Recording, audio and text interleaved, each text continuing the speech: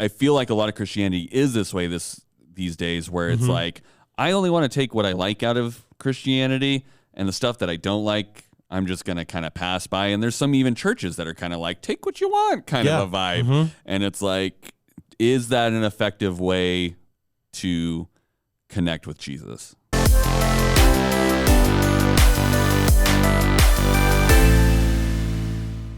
Ladies and gentlemen, welcome to the Salty Pastor Podcast, a podcast dedicated to helping you learn to think for yourself and grow your own faith. We cannot do it for you. Nobody can do it for you except for you yourself.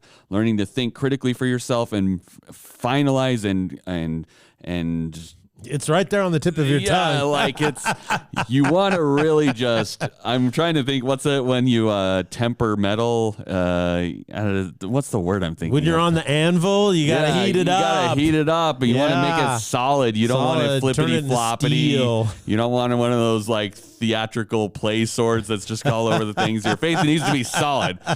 Needless to say, my name is Jesse Mayer. I will be your host who sometimes has good words to say, and we cannot do this podcast without the Salty Pastor himself, Dr. Douglas Peake. Wow, what a strong opening we have today. Solid opening. Solid as a rock. This is 11 a.m. energy from Jesse. We are working toward, we're improving, you can see. The Salty Pastor is designed for you to first and foremost kind of be able to dig into the Bible and know what the Bible is actually teaching, the principles of it, because there's so much misinformation surrounding it.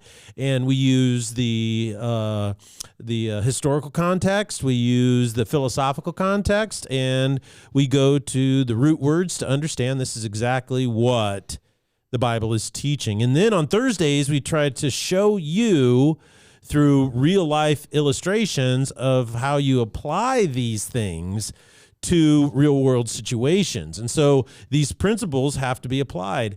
And so we talk about what's going on. We also want to illuminate. I like to illuminate what's happening so that people know where ideas and thoughts and concepts that they're dealing with every single day are coming from. Right. Because when you know where they come from, I call that derivation. What happens is you're like, oh, okay, now I can see why this is an issue or I'm struggling with it. So that's what we're doing here at the Salty Pastor. And if you want to come up to speed, if you really want to get up to where we're at, since I make a lot of references. And you don't want to listen to 121 old episodes to get there. Just listen to the specials. The specials. So our specials, we produced them, and their episode numbers are all even numbers, and they start at 102 and they go up till 110.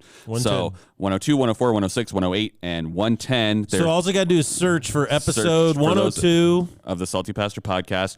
They are all start with the title, What in the Sam Hill Is, and then there is some sort of topic that we covered that we reference quite a bit in the podcast, or it's a key concept that is helpful for understanding some of the things that we're battling today or trying to understand today in our modern world. Postmodernism, critical race theory, deconstructionism, stuff like that. So atheism. So those things are really important to understand, and it's just, they're shorter too, right? Yeah, they're shorter. They're easy to catch up on, and if you're a new listener, this is you're just getting started with us here on the Salty Pastor.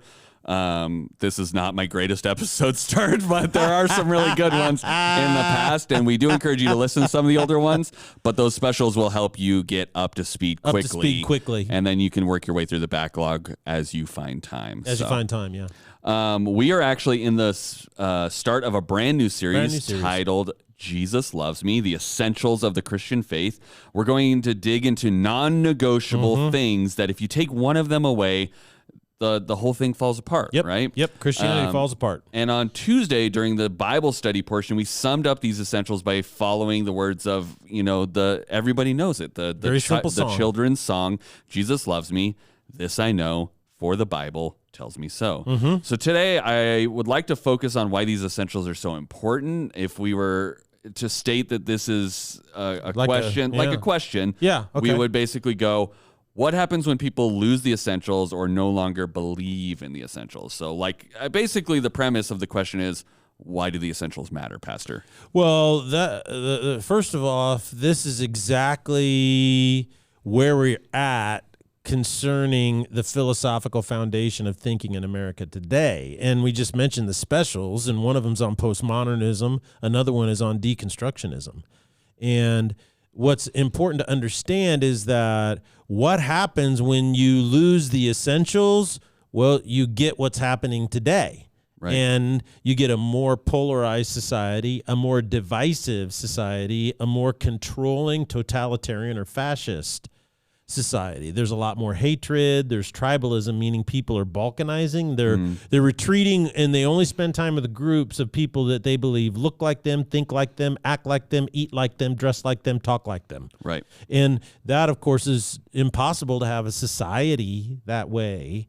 We have to figure out what common things we have or what things we have in common and then build on those things as opposed to focusing on what divides us and trying to tear us apart based on those things. So postmodernism and deconstructionism is the result of losing our essentials.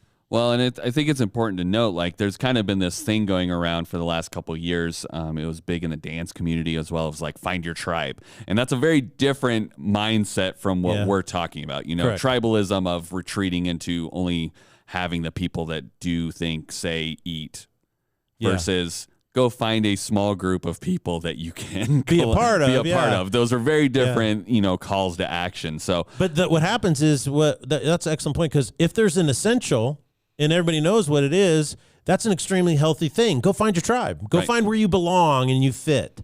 If there's no essentials and you say, go find your tribe, that's a recipe for disaster. Correct. And I think it's really important because, I mean, help us understand what happens when we lose these essentials. When I feel like a lot of Christianity is this way these days, where it's like, I only want to take what I like out of Christianity, and the stuff that I don't like, I'm just going to kind of pass by. And there's some even churches that are kind of like, take what you want kind of a vibe. And it's like, is that an effective way to connect with Jesus? Well, obviously, I would say that once you lose your essentials, you lose your capacity to view yourself accurately. Okay. You know, and I think this is why, because there's no essentials, what has happened is depression, anxiety, insecurity has become dramatically increased, particularly among millennials. Millennials are the first generation actually raised in a postmodern deconstructionist mindset. Fully raised, 100%. And what happens is now they are also the group that has the largest, issues with depression and anxiety, lack of direction, lack of motivation. We got to be number one at something, Pastor Doug. We're not beating a lot of other generations in anything else. I feel so bad because the thing is, everybody has essentials, whether they know it or not. And this is the mental matrix by which you interpret reality. It's the way you bring in data and how you organize it in your brain. You're interpreting reality and what's going on. It's your attitude, your mental state towards what's going on. And if you believe that the essentials that form this stuff up and how you view reality are fluid, if they're not absolute, if they're just simply relative, they're constantly changing, then you completely undermine any capacity to understand yourself. This is the ultimate in self-deception. You are unable to have any firm sense of self, of who you are, because the ground on which you're trying to understand yourself is constantly shifting because there's no essential. There's no absolute. There's no guardrail. And so by embracing essentials and understanding that there are essentials and realizing that they must be absolute or unchanging, what you do is you create an opportunity to understand yourself. You can develop yourself, grow yourself, face the future with your head up, and your chin up and your shoulders back. You can walk into this thing called life. A while back, someone asked, probably about 3-4 months ago, someone asked me, why do I think the current generation, particularly those at universities and just out of universities in their 20s, is so weak? And I wasn't quite ready to concede that premise that they all are. But what he did is he said, it seems the majority are snowflakes, is what he called them. And my thoughts on that are, well, if you remove essentials, then you remove any foundation on which to build a life.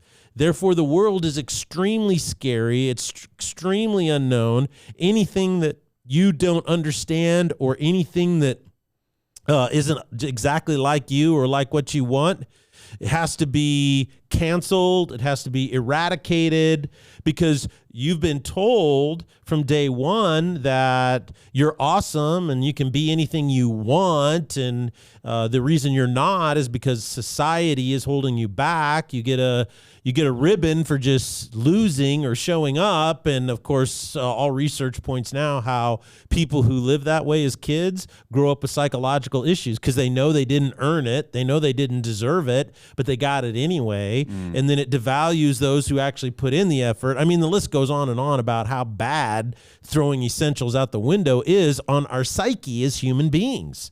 And so when our psyche isn't straight, it isn't solid, it isn't strong, by default, we become weak and fearful individuals.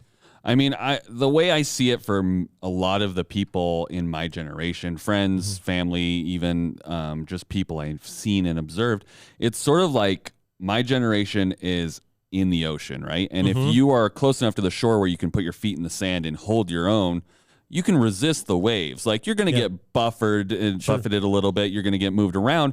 But for the most part, you can resist a lot of what the ocean's trying to do to you. But since we've removed that solid ground, we've removed the essentials, we're more like out in a rip current, and we have no way of grounding ourselves anymore. And we're just literally getting flung around and tossed and slowly dragged further and further away, and unable to really plant ourselves. And we're at the mercy of the culture, the world, everything that's going on to us. We have no way to resist what's going on. And so that's kind of the way I've observed it in the people that are of my age. That's really good. I think that's a really great analogy. And so I guess my question is, how did we get here? I mean, you talked about my generation's the first one that's really been raised in postmodernism, deconstructionism. Yes. I would assume that's a portion of it. Yes. What else has gotten us to this point? Well, I think if we just did a brief analysis of the last 150 years, what history you're going to see with Dr. Douglas Peake. There goes a little history.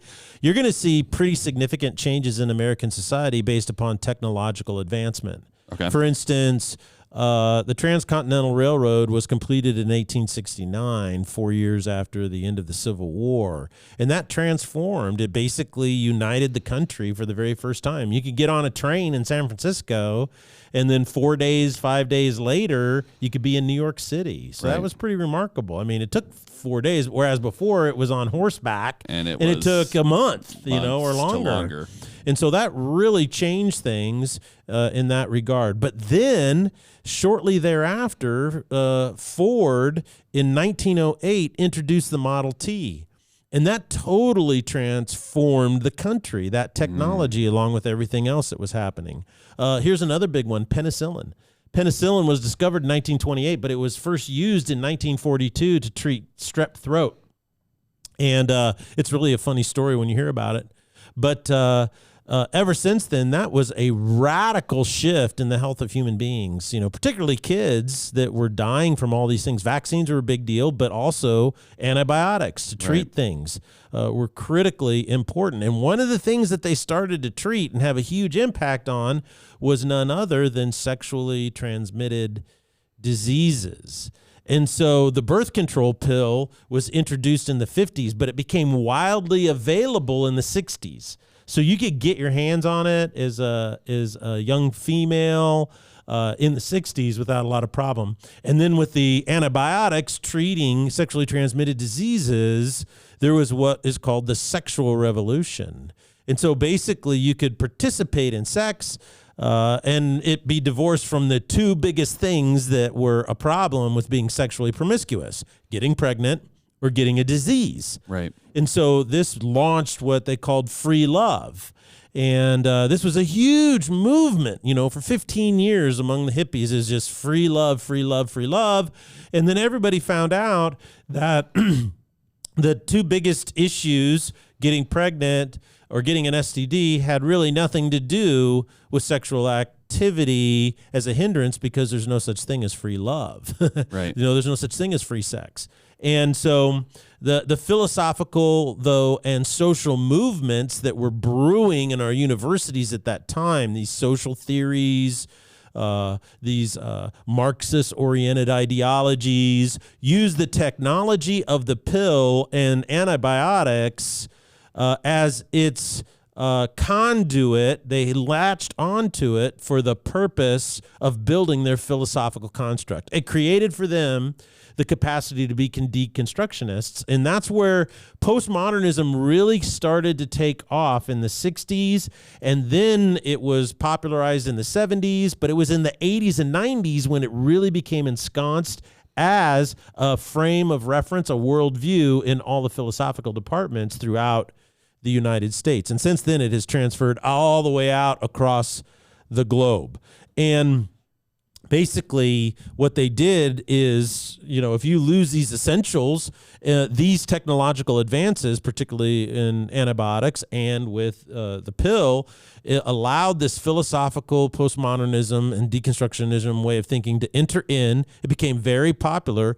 But now who you are is no longer rooted in any form of material reality. And people are like, well, what in the world does that mean, Pastor? Well, everything is relative out there. And if everything is relative, if morals are relative, then guess what? You are relative.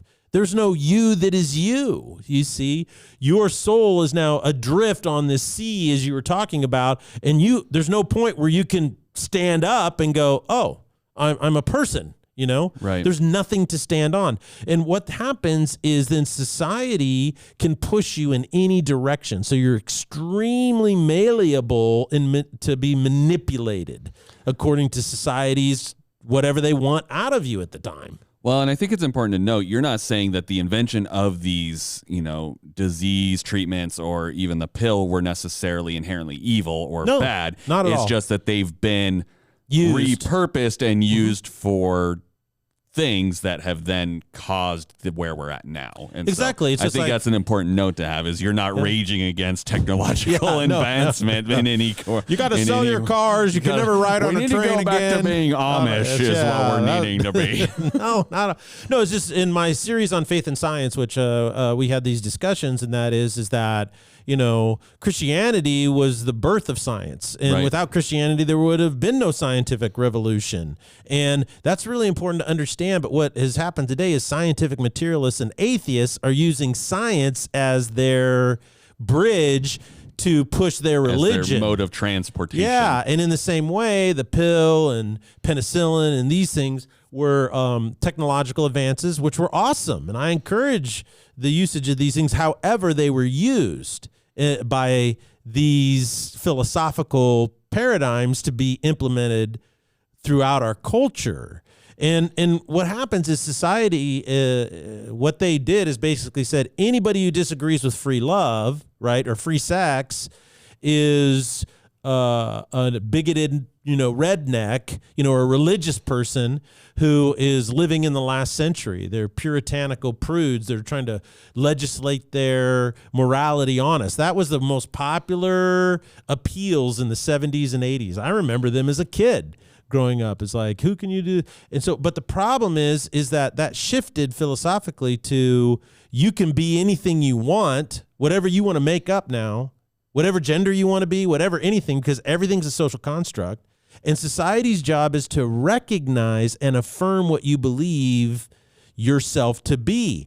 If society doesn't slap you on the back and give you a ribbon and a trophy for whatever thing you want to be, then those people are holding you back. Those people are bigots. Those people are racist. Those people are phobic, and you can put whatever adjective you want in it. And this isn't just a little thing. This isn't just some professors in a college somewhere railing against, people of faith or people of that hold on to patriotic ideals and stuff like this. California passed a resolution. Now, it's not a law, right? But it is a resolution. It's called ACR 99. And in it, they accuse all of the high rates of suicide, mental illness, rejection, and isolation that the LGBTQ community experiences on churches and religious people. They specifically state that. It is religious communities that have caused the high rates of suicide and attempted suicide. This is 100% false. It's been proven false. And the people who proved it false are gay activists, okay, who are concerned about their community. And they're saying, you go to areas of the globe where same-sex marriage and LGBTQ issues have been embraced fully for an entire generation of over 30 years, and guess what you find? The same high rates of suicide, attempted suicide, chemical addiction, depression, anxiety, and isolation due to rejection. So it doesn't have anything to do with religious communities. However, what is happening is that... And you can read that article. It's by Michael Hobbs. Yes, from Michael Hobbs. Yes. Huffington Post, I believe, is who wrote that. Which is a fascinating...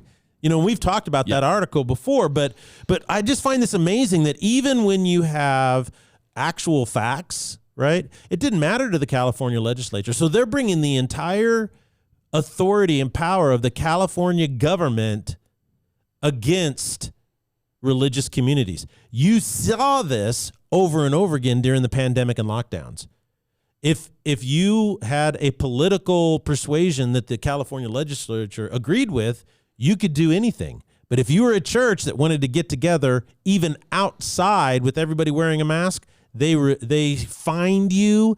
And what's amazing is it went to the Supreme Court, and the Supreme Court said, you guys can't do this. It is wrong because you're obviously unequal in your application here.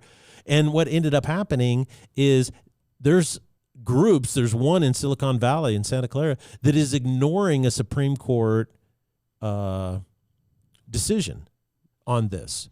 And now some of these local governments are having to pay settlements to churches because of people. Because they were discriminatory. So my point is that this philosophical and social movement is not some benign little thing in some university with a bunch of professors who don't have any influence. And this is really powerful. And I think one of the things that's most frightening to me is where this is coming out is in sexual identity and like young girls in transgenderism. It's a very huge issue right now that is very difficult to understand. Lisa Littman of Brown University did a research study on transgenderism among teen girls titled Rapid Onset Gender Dysphoria. Transgenderism, when you think that you're a member of the other sex than how you were born, is gender dysphoria. And it's called rapid onset. And she found that the number of girls reporting that they were experiencing gender dysphoria doubled in 1 year. Oh, my gosh. And so she's like, that has nothing to do with biology or science. That's completely societal. And she concludes, friends and social networks spread certain beliefs. And so the diagnosis that these people were using is that they would go to girls in middle school and say, do you feel awkward? Do you feel like you don't fit? Do you feel socially rejected? Well, I don't know about you, but I've worked with middle school girls and middle school boys for a long time. I've raised 3 of them, and guess what? They all feel that way. They all feel that way. Every other day, or every day, every other minute. They always feel that way because why? It's they're entering puberty. You have all of these changes in their bodies. And so what's interesting is what these groups of people were doing is on social media is they were driving a narrative, and these girls were buying into it that, because you feel awkward or you don't feel accepted, that's because you have gender dysphoria. In Sweden, they adopted an aggressive approach towards gender dysphoria, and the number of girls diagnosed with gender dysphoria rose 1,500% in 10 years. Oh, my gosh.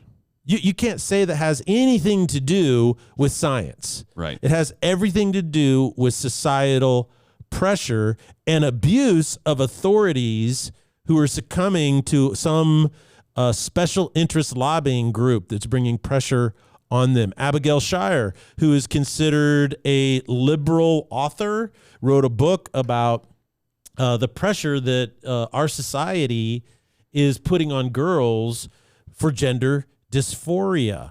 Another author just wrote recently that back in the 80s and 90s, I don't know if you remember this, but anorexia was a huge problem for girls, you know? Yeah. And so this author said that transgenderism is the new anorexia for girls. So what happens is the ramifications here are clear. If there are no essentials in your life, there's no way to know or understand who you are as a person. Our society and people with an agenda want no essentials. They want postmodern thinking. They want deconstructionism as a way of thinking in order to remove any and all essentials so that when kids get into junior high and high school, they can be easily manipulated into whatever these people with this agenda want. No essentials allows people to be deceived and manipulated because they have no way, no mental defense to work through the data and come up to their own conclusion.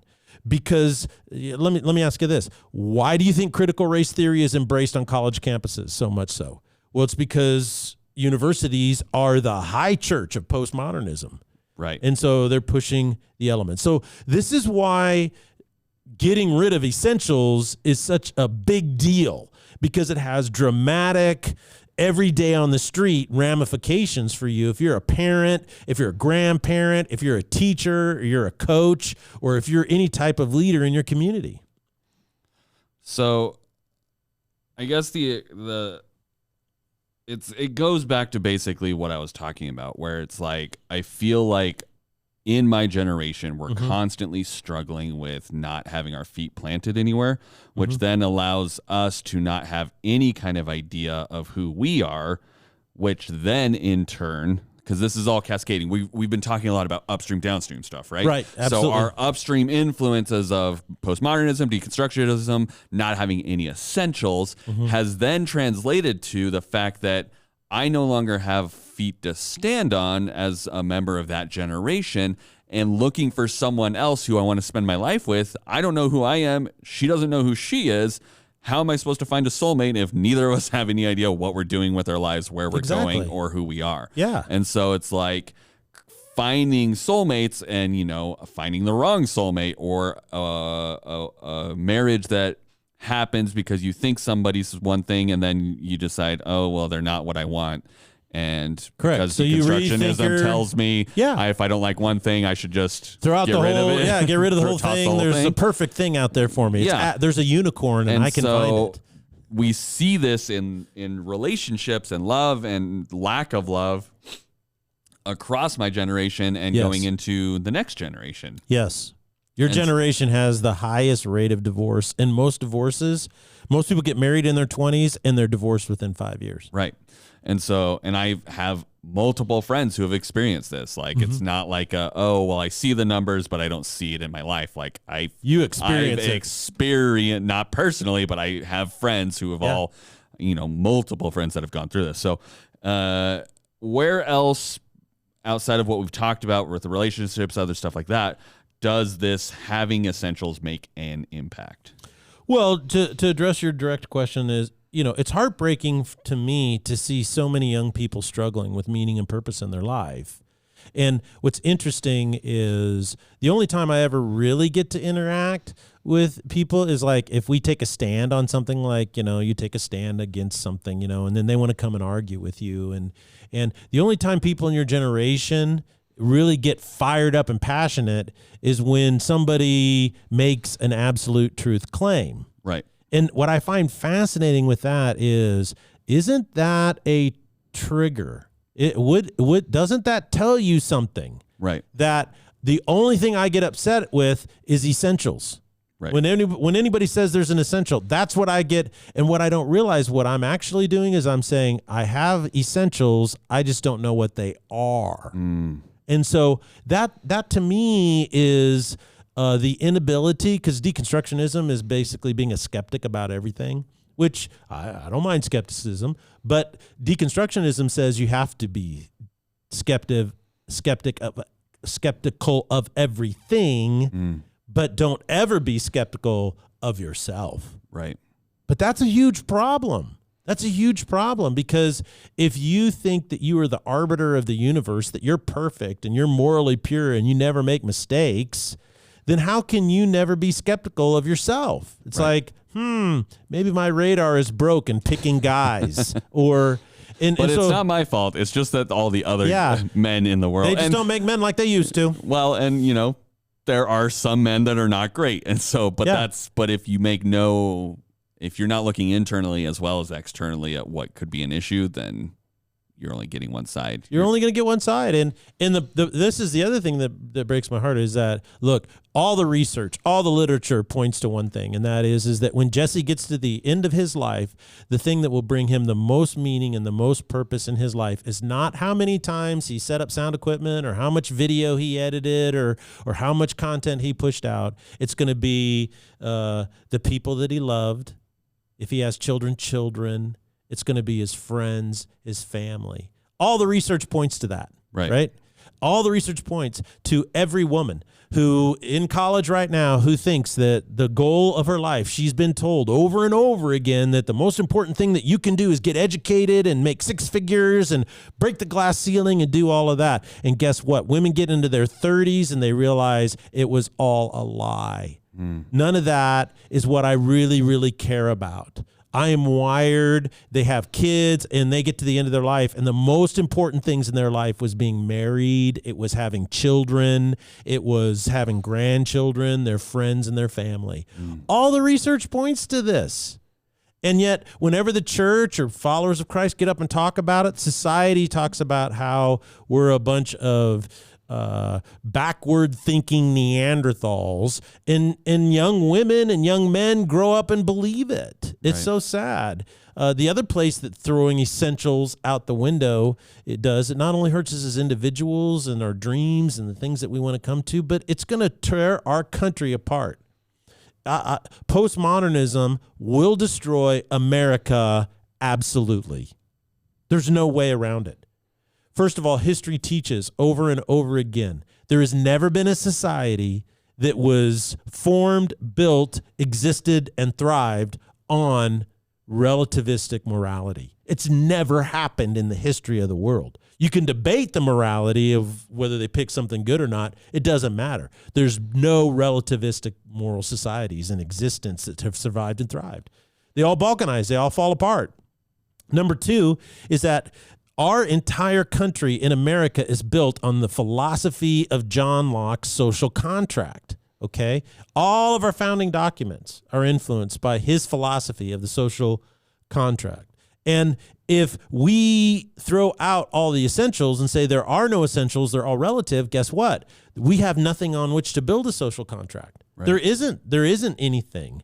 And what we're discovering right now in America, what everybody I think is living through right now, is not so much a loss of faith in God, which I think that's a big problem because that's a super upstream thing. But what's happening is we're discovering that secularism that employs postmodern and deconstructionist thinking has absolutely and unequivocally failed. And if we don't defeat it, if we don't defeat the small group that is propagating this and defeat this intellectually, rationally, with really powerful arguments, if we can't defeat that, then I fear for the future of America. But I believe we can defeat it.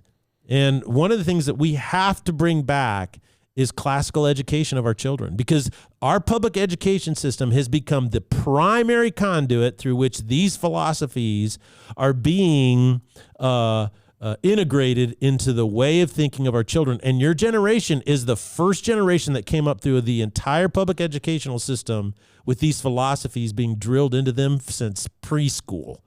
And now you're seeing the effect of it.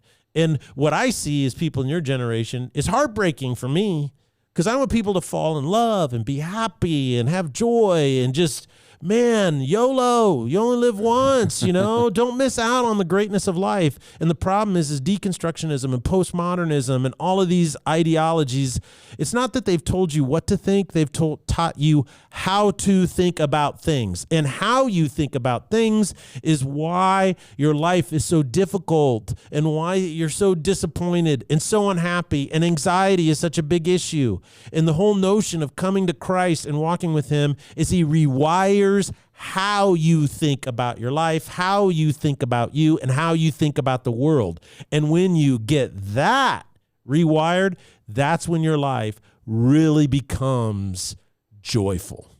Well, I am so excited to get started in this new series on Sunday. We're going to kick off the Jesus Loves Me series, and we're going to be in here for about 5 more weeks after this, so 6 weeks total. And I'm really excited to be learning about these pillars that we cannot remove. They're non-negotiable, these essentials, but hopefully you guys will join us along this journey. This is probably one of the most important series you can listen to. So don't miss out on your Sunday messages. If you can't make it to church because you're traveling or doing something, you can always watch them on YouTube, listen to the podcast version of them. We offer it in a multitude of ways so that you can catch up and do it in the time that you have available. So we appreciate you guys joining us here on the Salty Pastor Podcast, and we'll see you here on Sunday in beautiful Boise, Idaho at Foothills Christian Church. Blessings on you.